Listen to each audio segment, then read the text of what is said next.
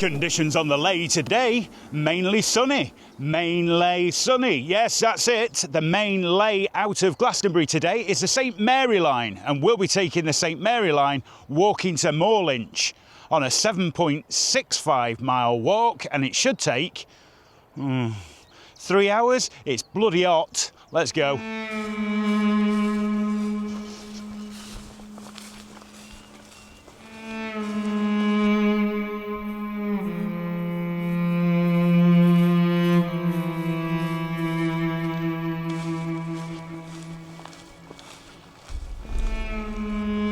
So Bride's Mound is, as I mentioned last time, a sacred site. It has the Brigid Magdalene ley line, energy line running over it, and it's also said to have a healing well, and it should be marked down with a stone, although it's like a bloody jungle out here.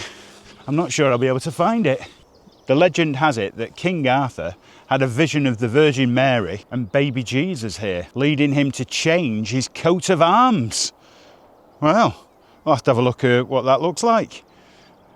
Well, I think the only thing I can do is maybe walk along this track and maybe just dowse and see if I can find where the well would be. I mean, ultimately, that's how dowsing has been applied predominantly, looking for water, so I'll give that a go, see what I can find.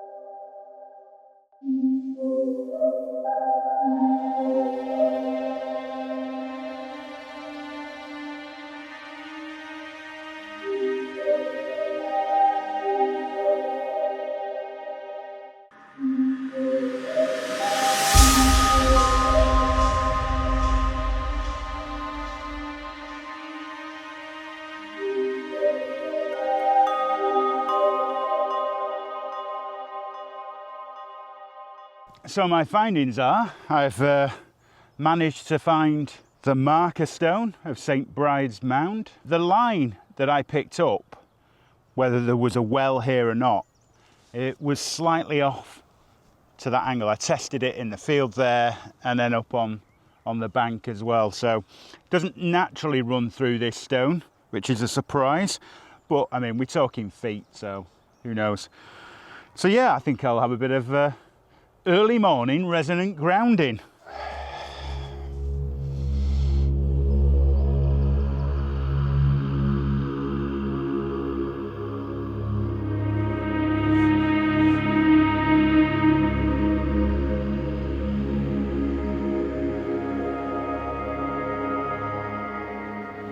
Provide a nice little leaflet here. I think I talked about skeletons last week. In fact, I covered most of this last week. Apparently there's a rare beetle, Hydroporus longulus. I think I've covered everything here. Nice place. Probably one of the nicest sacred sites actually in Glastonbury. You've got a good view of the Tor, Holy Thorn on the Weary All Hill.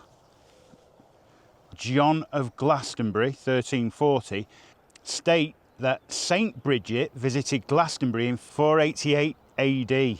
and spent time at Beckery. There was a chapel dedicated to Mary Magdalene, hence the Bridget Magdalene line, I suppose. That's the one that runs from the Tor all the way to Bride's Mound. John also tells of a circular hole that pilgrims used to crawl through for purification.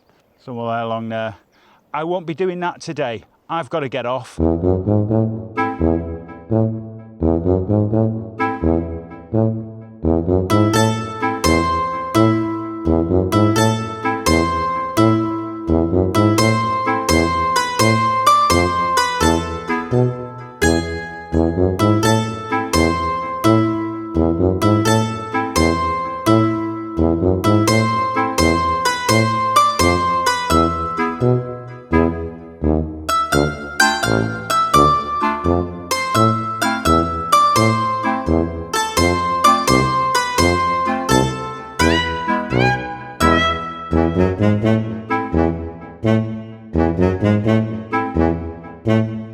So I've arrived on Shapwick Heath and I've identified a couple of locations that the St Mary line runs across the heath, and there's a significance about this particular location, which I'll go into in a minute.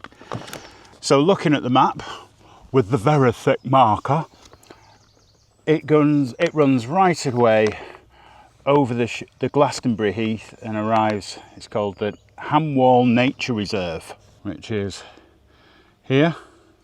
And the reason for the significance of this location, lots of bird activity, and especially when you look at the activity of the starlings in the winter time or the autumn, they do quite a bit of murmurating around this area. Now it is said that the murmurating starlings could be influenced by the energy lines. Their roosting and habitat actually is where the St Mary line runs over this part of the reserve. So I thought, well, let's go and check it out and see if we can prove it and see whether I can detect where the St Mary line is. And this is exactly where the starlings roost.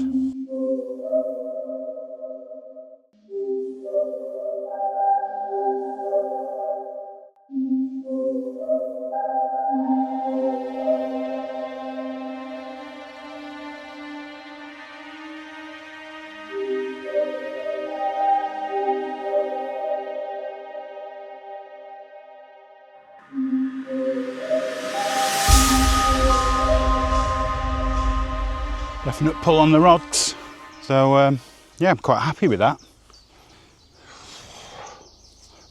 Bloody nature. So like I was saying, if this is where the St Mary line comes across and the line runs across the heath, is there a connection with the birds and the starlings in particular and the murmurations, which almost mimic an energy wave in relation to that? So there is also suggestion that birds have the ability to follow the magnetic lines of the earth, which are again could be connected to the energy lines. I think I read something about robins having something in their eyes that can actually visualize and see the energy lines to follow them as well. So it is interesting when you think about where the energy lines run, where there isn't anything obvious. There isn't a church, there isn't standing stones, but there's certainly an influence on nature. I need to call the nature, so I'm just going to go and find a bush. It's a really lovely area. I definitely recommend coming down here if you want to walk. Quite a lot of butterflies, dragonflies, obviously birds and insects. Not that I know anyone that's keen on insects, especially the biting ones. A few sculptures knocking about. Otter.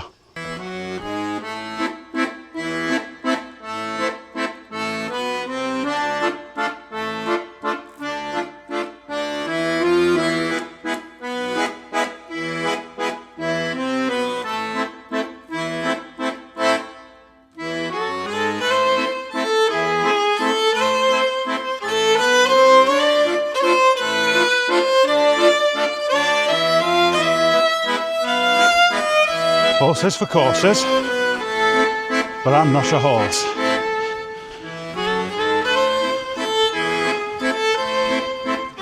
Hello, Mr. Ed. Hello. Hello. Can you see where you're going with that hat on?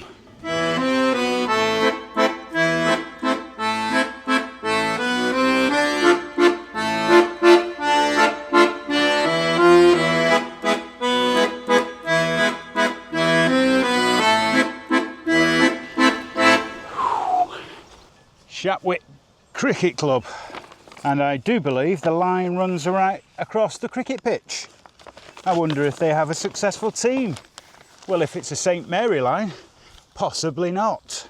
We can see the church just over there behind the pavilion, and the line runs right the way through the centre of St Mary's Church in Shapwick, and we'll have a wander over there in a minute. First, I'm just quite curious to see if I can pick up the St Mary line with my rods on the crease. So I think I'll just give that a go. Let's have a look. And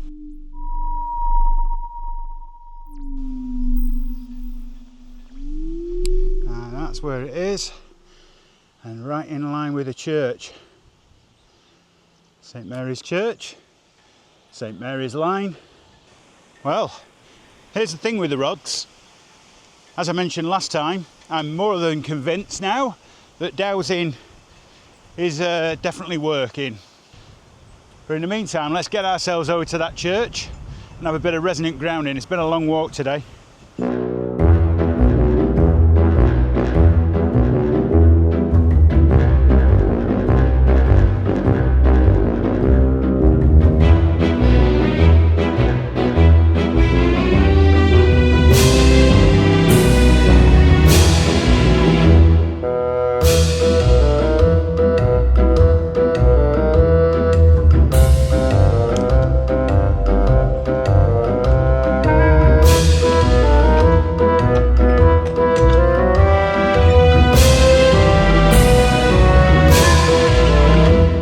Locked. Well, we won't be going into the church today. Yeah, I've easily pick up the line. So this is St Mary's Church, the Blessed Virgin Mary Church. The tower has 6 bells. Basically, this was built 14th century church. Oh, someone's just been buried. Time for a bit of resonant grounding.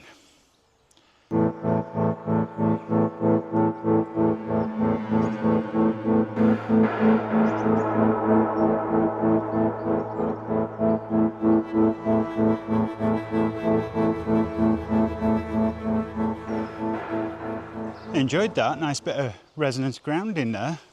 Actually felt quite nice, very peaceful. Nice looking church, shame they haven't opened it, but here you go. Yeah, so now I'm just going to make my way to Moorlinch, which is about 2 miles away. Shouldn't take too long to get there.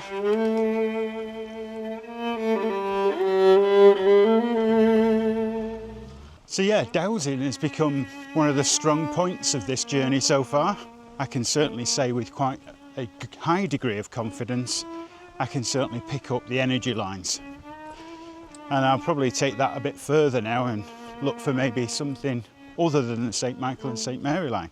Now, the skeptics out there, I'm coming at it from a scientific angle.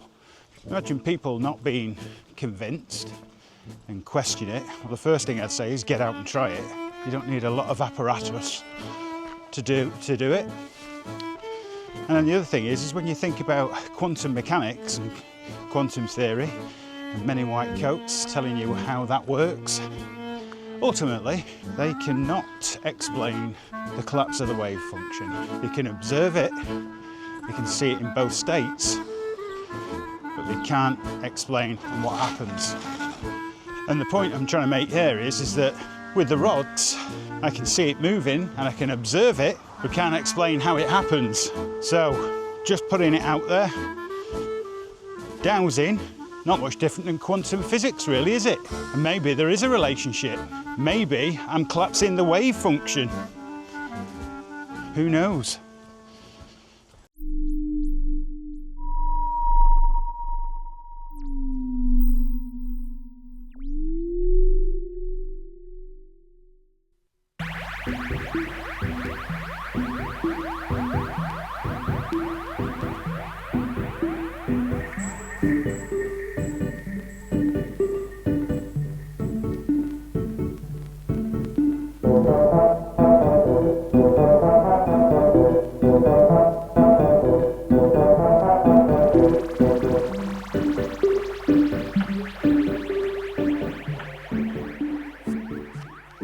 According to Berta Lawrence in her Somerset Legends, during the Civil War, there was a man called Jan Swayne who lived in Moorlinch, found to be a rebel.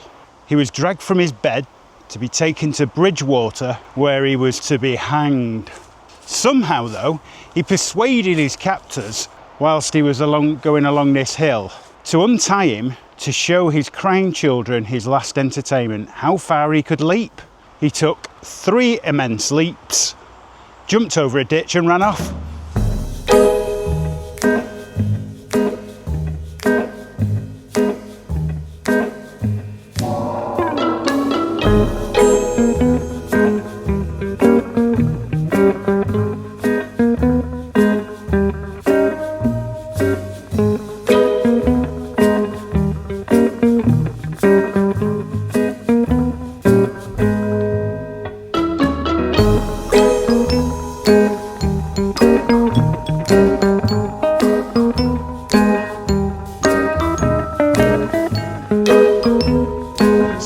Synchronicities in Moorlinch. I've completed 9.9 miles and did it in 4 hours 6 minutes. A little bit longer than anticipated because of some who had closed down on a footpath. Anyway, it doesn't matter now. Did I swear in here? Ooh. Blasphemy, Dennis. Well, what a beautiful end. See if it's open first. Not had much luck with church lately, being closed.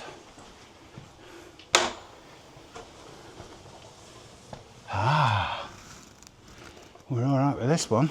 1317. Well, whoever wrote that out has done well, haven't they? What a lovely church.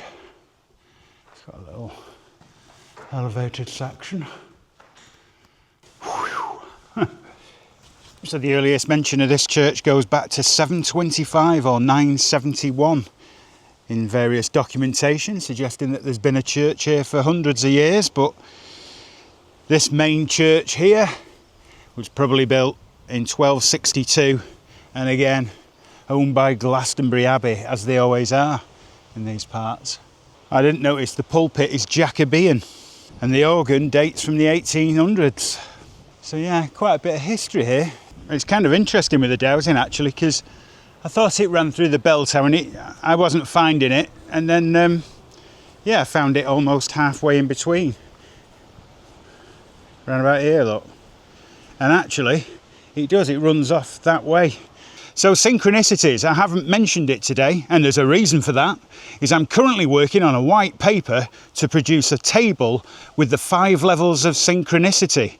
And just to demonstrate that, when I was in Glastonbury the other couple of weeks ago, there was a synchronicity that I only noticed when I was editing it at Glastonbury Ales. That's where I started off.